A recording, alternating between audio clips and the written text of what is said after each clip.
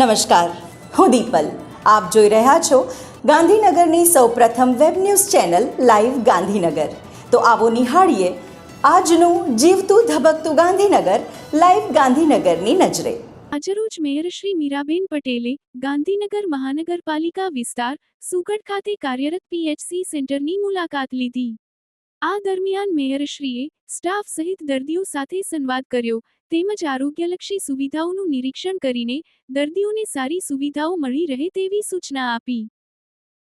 ગુજરાતના મુખ્ય પર્યટન સ્થળો પર આવતા પ્રવાસીઓની સુરક્ષા, સુવિધા અને સુખદ અનુભવમાં વધારો કરવાના ઉદ્દેશ્ય સાથે રાજ્યના પોલીસ વડા ડોક્ટર કે.એલ.એન. રાવની અધ્યક્ષતામાં એક ઉચ્ચ સ્તરીય બેઠક યોજાઈ હતી.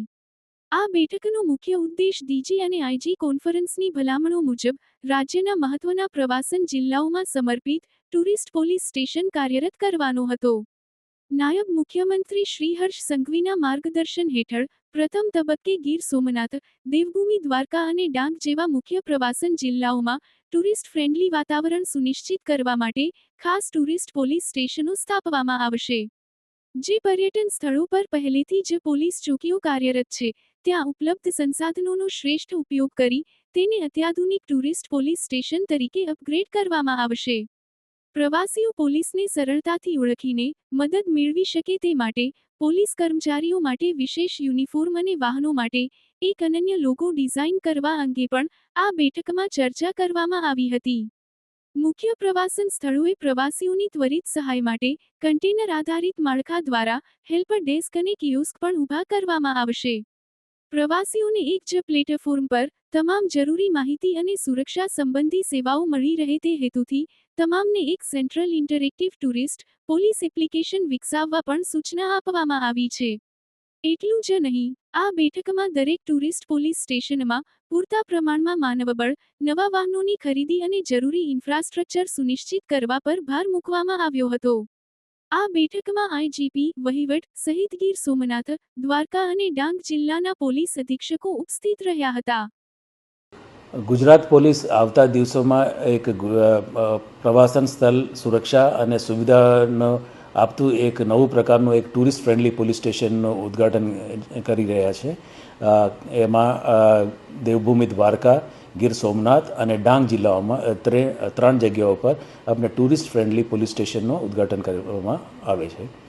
જેમાં જે ફરજ બજાવતા પોલીસના કર્મચારીઓ એક જુદા ડ્રેસ અંદાજમાં જોવા મળશે અને આ પોલીસ સ્ટેશન એ હેલ્પ ડેસ્ક તરીકે સહેલાણીઓને મદદ કરશે અને ખાસ કરીને જે સેવાઓ જે સરકારી સેવાઓ આપવાની હોય છે, દાખલા તરીકે રેલવે ટિકિટ હોય, જ્યાં જો ટુરિસ્ટ જોવાની જગ્યાઓ છે અને ફોરેસ્ટ જે છે, જે પાર્ક્સ હોય અથવા જે કંઈ ઇમ્પોર્ટન્ટ મહત્ત્વના સ્થળો હોય એ ઇન્ફોર્મેશન આપતું એક એપ પોલીસ લોન્ચ કરવાની છે.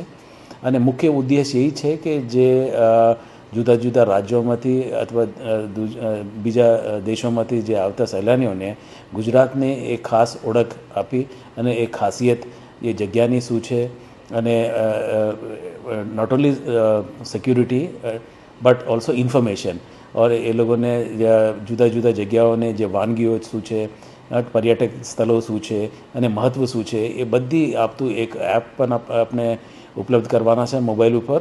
અને ખાસ કરીને આપણે જે ફિઝિકલી એક હેલ્પ ડેસ્ક પણ આપણે આ ત્રણો જગ્યાએ સ્ટાર્ટ કરવાની છે. ગાંધીનગર ટાઉન હોલ ખાતે નિસર્ગ સાયન્સ સેન્ટર દ્વારા કૌશલ્ય શિક્ષણ પર વિજ્ઞાન સેમિનાર અને પુરસ્કાર સમારંભનું ભવ્ય આયોજન કરવામાં આવ્યું હતું. આ કાર્યક્રમનો મુખ્ય હેતુ વિદ્યાર્થીઓમાં વૈજ્ઞાનિક દૃષ્ટિકોણ વિકસાવવો તથા કૌશલ્ય આધારિત શિક્ષણનું મહત્વ સમજાવવાનો હતો. કાર્યક્રમના મુખ્ય મહેમાન તરીકે સ્પેસ એપ્લિકેશન્સ સેન્ટર SAC ઇસરોના ડિરેક્ટર શ્રી નિલેશ એમ. દેસાઈ ઉપસ્થિત રહ્યા હતા. તેમણે વિદ્યાર્થીઓને આધુનિક વિજ્ઞાન અને ટેકનોલોજી ક્ષેત્રે આગળ વધવા માટે પ્રેરિત કરતા કૌશલ્ય વિકાસની આવશ્યકતા પર ભાર મૂક્યો હતો. આ પ્રસંગે વિશિષ્ટ અતિથિ તરીકે જિલ્લા પ્રાથમિક શિક્ષણાધિકારી શ્રી પિયુષભાઈ પટેલ હાજર રહ્યા હતા. તેઓએ શિક્ષણ ક્ષેત્રે નવી દિશા આપતા આવા કાર્યક્રમોની પ્રશંસા કરી હતી.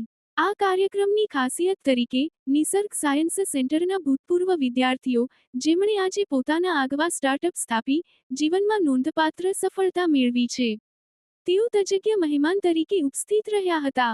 તેમણે પોતાના અનુભવો શેર કરીને વિદ્યાર્થીઓને પ્રેરણા આપી અને કૌશલ્ય આધારિત કારકિર્દી વિશે માર્ગદર્શન આપ્યું હતું. કાર્યક્રમ દરમિયાન નિસર્ગ સાયન્સ સેન્ટર તેમજ ગુજકોસ્ટ પ્રવૃત્તિ સાથે સંકળાયેલા અને વિવિધ ક્ષેત્રોમાં નોંધપાત્ર સિદ્ધિ મેળવનાર વિદ્યાર્થીઓ, શિક્ષકો અને મહિલાઓનું સન્માન કરવામાં આવ્યું હતું. સાથે જ નિષ્ણાતો દ્વારા artificial intelligence, cyber security, engineering તથા બેઝિક સાયન્સ જેવા વિષયો પર માર્ગદર્શન આપવામાં આવ્યું હતું. આ સમગ્ર કાર્યક્રમનું સંચાલન નિસર્ગ સાયન્સ સેન્ટરના મેનેજિંગ ટ્રસ્ટી ડોક્ટર અનિલ પટેલના માર્ગદર્શન હેઠળ કરવામાં આવ્યું હતું.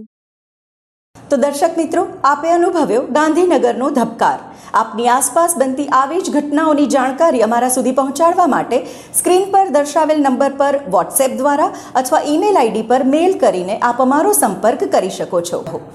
ધન્યવાદ.